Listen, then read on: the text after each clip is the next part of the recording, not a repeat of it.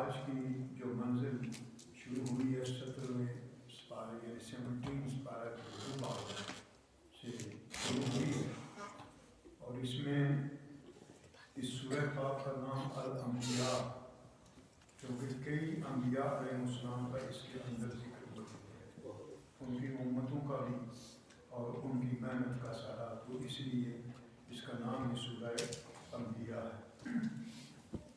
آج کی جو آیات شروع ہوئی وہ جناب ابراہیم علیہ السلام کے ذکر سے شروع۔ میں وَلَقَدْ آتَيْنَا إِبْرَاهِيمَ رُشْدًا مِنْ قَبْلُ، اور اسی طرح ہم نے ابراہیم علیہ السلام کو اس سے پہلے دانائی، یعنی یہ دیکھیں رشد ہدایت کو بھی کہتے ہیں، دانائی کو بھی کہتے ہیں۔ دانائی کو من قبل وَكُنَّا بِهِ عَالِمِينَ، اور ہم ان کو خوب جانتے تھے۔ جب دینے والا رب ہے تو وہ جانتا تو ہے نا کہ میں اس بندے کو کتنا دے رہا ہوں۔ اِذْ قَالَ لِأَبِيهِ، یعنی آپ دیکھیں نا ان کی حکمت، رشد، اور اس کے بعد رب قدوس کی تاکید بھی، تاکید بھی فرمائی کہ ان کا خیال کرو، پھر تائید بھی فرمائی کہ میری طرف سے ساری نعمت ہے۔ تو پھر کیا کہا؟ اِذْ قَالَ لِإِبْرَاهِيمَ لِأَبِيهِ، جب ابراہیم علیہ السلام نے اپنے ابا سے کہا، وَقَوْمِهِ، اور ان کی قوم سے، مَا هَٰذِهِ التَّمَاثِيلُ الَّتِي أَنْتُمْ لَهَا عَاكِفُونَ، تو یہ بت جو بناتے تھے نا تماثیل، تو یہ یہاں ابھی سے مراد ان کے چچا ہے۔ یہ بھی اب آپ یاد رکھیں کیونکہ لوگوں کو پتہ نہیں ہوتا، لفظ عربی میں لفظ ابا جو ہے نا یہ چچے کے لیے بھی استعمال ہوتا ہے، باپ کے لیے بھی استعمال ہوتا ہے۔ تو چونکہ جناب آدم سے لے کر نبی پاک تک رب نے یہ کرم فرمایا کہ جن جن پشتوں میں ہمارے آقا آئے ہیں ان کا نور آیا ہے، جن جن پشتوں میں، ان میں کوئی کافر نہیں، کوئی مشرک نہیں۔ تو یہ کمال ہے نا، یہ نور مصطفیٰ کا کمال تھا۔ تو اس لیے فرمایا کہ یہاں مراد چچا ہے، یعنی چچا، کیونکہ آزر جو تھا نا وہ چچا تھا، تو آزر کا ذکر ہے، آپ کے والد کا نام طارق تھا۔ تو اب فرمایا کہ یہ جو تماثیل یعنی بت وغیرہ بنائے ہیں اور انہیں کے نیچے تم بیٹھے ہوئے ہو ڈٹ کے، قالوا وجدنا آباءنا لها عابدین، تو وہ بولے ہم نے اپنے آباء و اجداد کو ان کی عبادت کرتے ہوئے ہم نے پایا۔ قال لقد کنتم انتم وآباؤکم فی ضلال مبین، تمہارے آباء و اجداد بھی گمراہی میں تھے اور تم بھی گمراہی میں ہو، یعنی آباء و اجداد کو فالو کرو، ہدایت پر فالو کرو نا۔ تو اب قالوا اجئتنا بالحق ام انت من اللاعبین، کیا تو حق کے ساتھ آیا ہے اور بات سچی کر رہا ہے، یا ہمارے ساتھ ویسے دل لگی کر رہا ہے، مذاق کر رہا ہے، جس طرح ہمارا نہیں انداز بیان کرنے کا۔ قالا، کیا فرمایا انہوں نے؟ قالا بل ربکم، بلکہ تمہارا رب، رب السماوات والارض، رب وہ ہے جو زمینوں کا بھی رب ہے، آسمانوں کا بھی رب ہے۔ الذی فطرہن، اور وہی رب ہے جس نے ان کو بنایا بھی، پیدا بھی کیا، یعنی بنانے والا بھی ہو، پالنے والا بھی ہو، نگہبانی کرنے والا بھی ہو، سب اسی کے ہیں۔ وَأَنَا عَلَىٰ ذَلِكُم مِّنَ الشَّاهِدِينَ، اور میں اس بات پر گواہوں میں سے ہوں۔ یہاں بھی کتنی اعلیٰ بات کی ہے۔ ایک تو ہے نا رب قدوس کی طرف سے، پھر گواہ وہی ہوتا ہے نا جو عینی شاہد ہو، تو کیا نبی کی شان ہے۔ پھر فرمایا وَتَاللَّهِ، اور اللہ کی قسم، لَأَكِيدَنَّ أَصْنَامَكُمْ، میں تمہارے بتوں کو توڑوں گا۔ کیا بات ہے، قسم کھا کر فرمایا میں ضرور تمہارے ان بتوں کو توڑوں گا، بعد ان تولوا مدبرین، جب تم پیٹھ پھیر کرنا یہاں سے جاؤ گے تو، فجعلہم جزازا الا کبیرا لہم، سب کے ٹکڑے ٹکڑے کر دیے، کسی کی ناک کاٹ دی، کسی کے کان کاٹ دیے، وغیرہ وغیرہ، جتنے بت تھے نا، صرف بڑا جو بت تھا نا اس کو رہنے دیا، اور وہ کلاڑا اس کے کندھے پر رکھ دیا. اس میں بھی ایک راز تھا. لعلہم الیہ یرجعون، تاکہ وہ اسی کی طرف لوٹے. قالوا من فعل ھذا، جب وہ آئے نا دیکھا کہ بتوں کی ناکیں کٹی ہوئی ہیں، خدا تمہارا تو اس کی ناک ہی نہیں، جو اپنی ناک کو نہ سنبھال سکا جو اپنے کان کو نہیں سنبھال سکا وہ خدا کس طرح ہو سکتے. مراد یہ تھی. تو ساری چیزیں تھوڑی ان کو ڈیمیج کیا. تو انہوں نے کہا کہ کس نے یہ کیا ہے؟ انہم لمن الظالمین، وہ تو بڑا ظالموں میں سے ہے جس نے ایسا کیا ہے. تو جناب ابراہیم علیہ السلام صرف یہ بتانا چاہتے تھے جو اپنی ناک نہیں بچا سکا تمہاری کس طرح بچائے گا. جو بت اپنے آپ کو اپنے ہاتھ نہیں بچا سکے، کان نہیں بچا سکے، جو اپنے آپ کو نہیں بچا سکے، تم ان سے تو کیا کرتے ہو، کیا مانگتے ہو. تو بڑے بت کے اوپر کلاڑا رکھ دیا. اس میں بھی راز تھا. قالوا سمعنا فتى يذكرهم، ہم نے سنا تھا ایک نوجوان ایسی باتیں کرتا تھا. یقال له ابراہیم، اس کو ابراہیم کہتے ہیں. قالوا فاتوا به على اعین الناس لعلهم يشهدون، اسے بلاؤ لوگوں کے سامنے تاکہ وہ گواہ ہو جائے، شہادت دیں لوگ. قالوا انت فعلت هذا، لے آئے نا ابراہیم علیہ السلام کو. پوچھا اچھا کیا تم نے یہ کیا؟ شکر ہے وہ کافر پھر بھی کچھ نہ کچھ تھے نا جو پوچھتے تو تھے نا. ہمارے تو باہر کرتے تھے، پوچھتے بھی نہیں. تو پوچھا انہوں نے کیا تم نے یہ کیا ہمارے بتوں الہوں کے ساتھ؟ بتوں نہیں کہا، الہوں کے ساتھ. قال بل فعلہ کبیرہم ھذا. اب یہاں بھی راز ہے. انہوں نے کہا کہ اس بڑے نے کیا. تو پھر کیا ہوا تھا؟ فاسألوہم، تم سب اس سے پوچھو نا، ان کانوا ینطقون، اگر یہ بول سکتا ہے تو. کیا بات ہے. فرجعوا الی انفسہم، تو وہ سارے ایسے ہو گئے کیونکہ جواب نہیں تھا نا. فقالوا انکم انتم الظالمون، تم ظالم ہو. ثم نکسوا علی رؤوسہم، پھر وہ اپنے سروں کے بال ایسے ہو گئے. لقد علمت ما ہؤلاء ینطقون، کہ یہ کوئی بول سکتا ہے. انہوں نے کہا اچھا بول نہیں سکتا پھر اپنے آپ کو بچا بھی نہیں سکتا تو تمہارے خدا کس طرح ہے. اصل میں راز یہ تھا، کسی نے کہا نا کہ معاذ اللہ انہوں نے یہ جھوٹ بولا ہے. کہا نہیں تم سمجھتے نہیں ہو، نبی جھوٹ نہیں بولتا. مانا بل فعلوا کبیرہم ھذا کا اشارہ رب قدوس کی طرف بھی.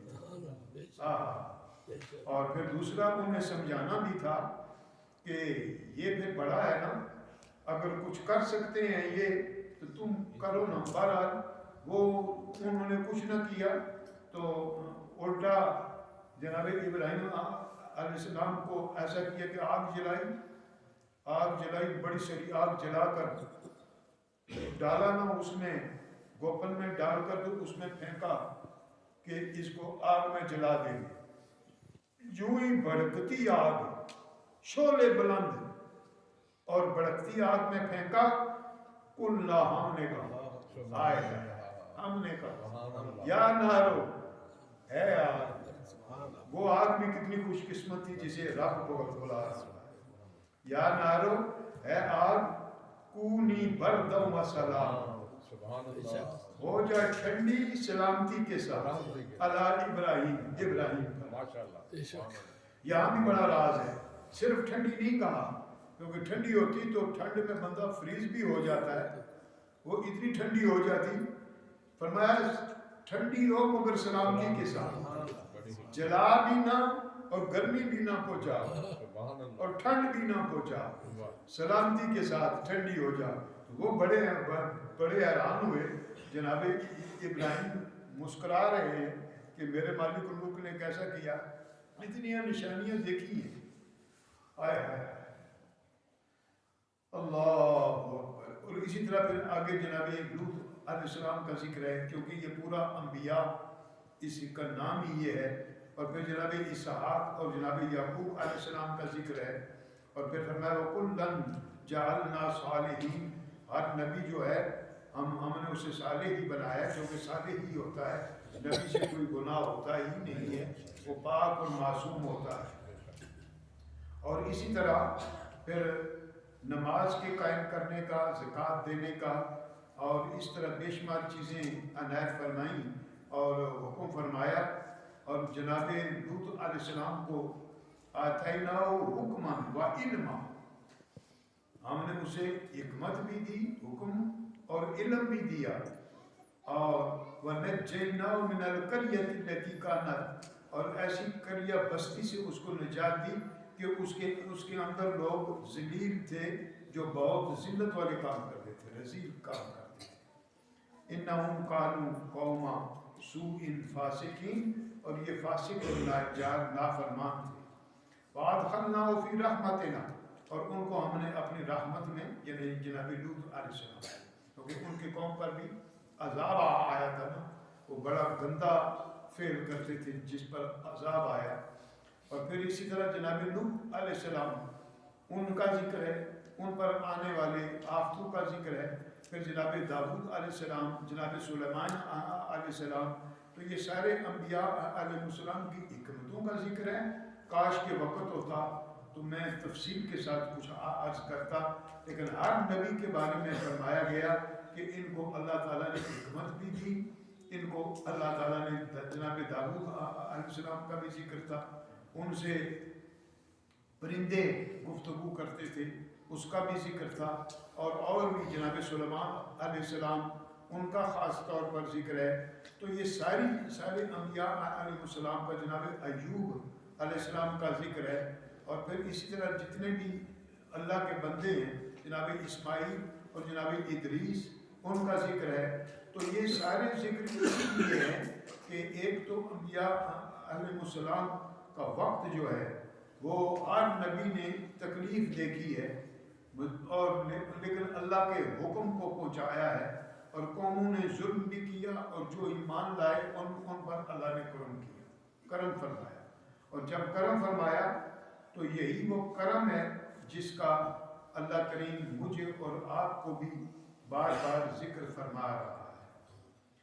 اللہ اللہ وَزَكَرِيَّا إِذْ نَادَى رَبَّهُ رَبِّ لَا تَذَرْنِي فَرْدًا، جناب زکریا کی اس وقت کوئی اولاد نہیں تھی، کہا اے مولا مجھے تنہا نہ رکھ، وَأَنْتَ خَيْرُ الْوَارِثِينَ، تو بہتر اچھا وارثوں میں سے ہے۔ فَاسْتَجَبْنَا لَهُ وَوَهَبْنَا لَهُ يَحْيَىٰ، ہم نے ان کی اس دعا کو قبول کیا اور انہیں ہم نے یحییٰ عنایت کی، ان کی اولاد میں۔ وَأَصْلَحْنَا لَهُ زَوْجَهُ، اور ان کی زوجہ کی بھی تعریف کی ہے۔ اور یہ دونوں اگر صاحب تعریف ہو تو پھر آگے اولاد پر بھی کرم ہوتا ہے۔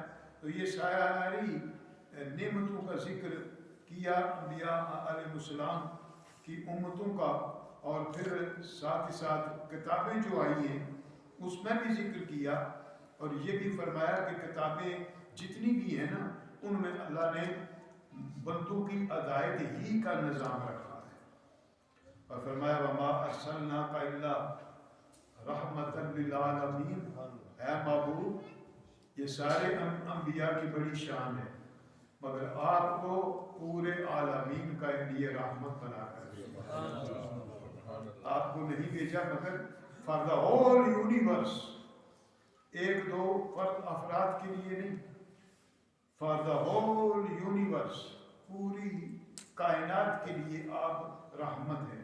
تو یہ سارے نظام بیان فرمایا۔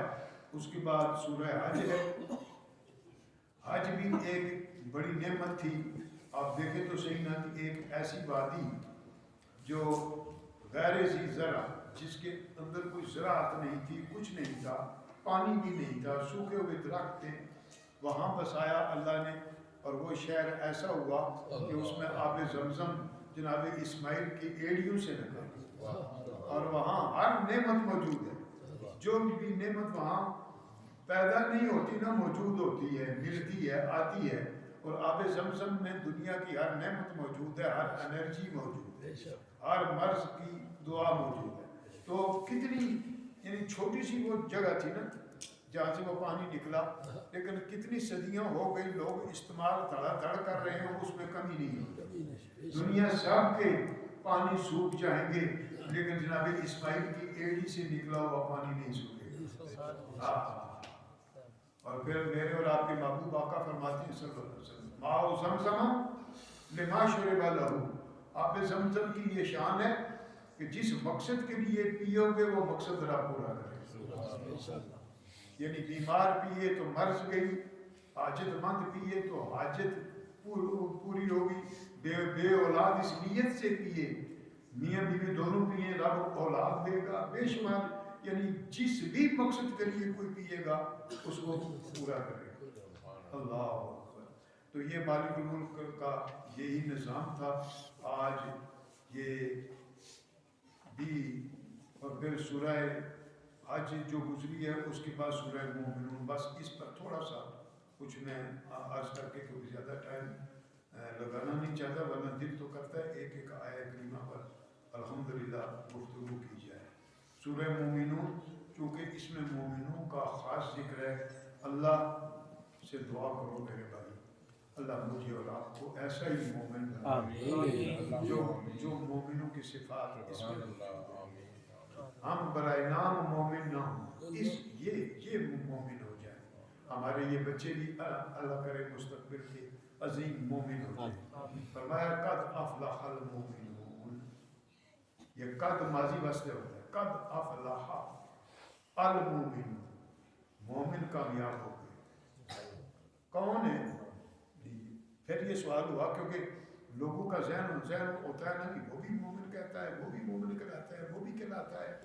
فرمایا سنو، الذین ہم فی صلاتہم خاشعون، وہ جو نماز میں ڈر کر، اللہ کے ڈر کر خشوع اور خضوع سے نماز ادا کرتے ہیں۔ یہ نہیں کہ سجدے تے سجدہ ٹھائی سجدہ، سجدے سجدہ ٹھائی سجدہ، جس طرح کوئی ورزش کر رہا ہوتا ہے، نہیں، بلکہ نماز پڑھتے ہیں تو خشوع اور خضوع سے، تکبر سے نہیں، دکھانے کے لیے نہیں، عاجزی سے، خلوص کے ساتھ نماز پڑھتے ہیں۔